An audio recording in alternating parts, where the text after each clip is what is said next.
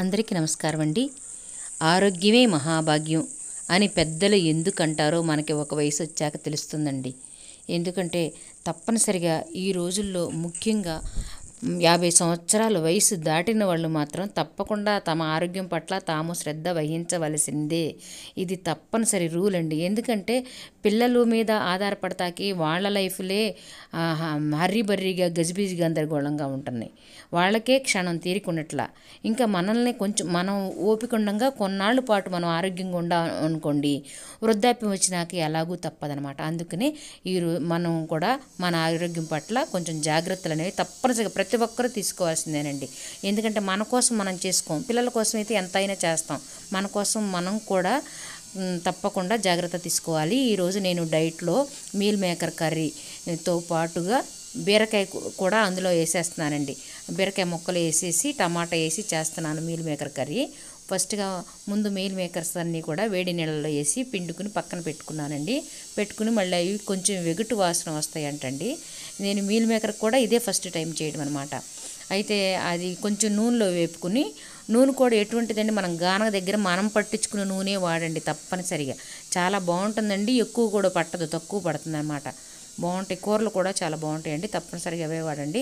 నేను అక్కడ వంట చేస్తూ కొంచెం ఇవి కోసి పెట్టమని మా వారికి అప్పచెప్పానండి. కీరాలు క్యారెట్లు కొంచెం కోసి పెట్టమని.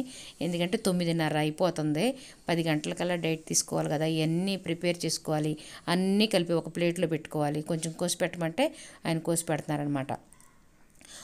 ఎందుకంటేనండి, మన కోసం మనం శ్రద్ధ తీసుకోకపోతే మనకి ఏమి అనారోగ్యాల పాలవుతాం కూడా మనం తెలియదండి. ముందుగానే మనం జాగ్రత్త పడి ఇట్లా మనం గనక కొంచెం మంచి డైట్ తీసుకుంటే మనం లోపల మన బాడీ రిపేర్ అవుతుందన్నమాట. అటువంటి డైట్ తీసుకోవడం అందరికీ అత్యవసరం అండి. ఈ విధంగా అందరూ కూడా తప్పనిసరిగా చేసుకోండి అండి. దయచేసి మీ పట్ల మీరు శ్రద్ధ వహించుకోండి. ఇదిగోండి నా కూర ఎంతవరకు వచ్చిందో చూద్దాము. ఈ బీరకాయ ముక్కలు చక్కగా మగ్గిపోయినాయండి. ముందు నేను ముందు ఉల్లిపాయ పేస్ట్ వేసాను, తర్వాత ఒక 1/2 స్పూన్ అంతా అల్లం వెల్లుల్లి పేస్ట్ వేసాను. అవన్నీ ఎగిపోయిన తర్వాత బీరకాయ ముక్కలు చక్కగా మగ్గనిచ్చేసానండి. పూర్తిగా మగ్గిన తర్వాత నేను ఒక 3 టమాటాలు మిక్సీ పట్టుకున్నాను. ఆ టమాటా ప్యూరీ కూడా వేసేస్తున్నాను.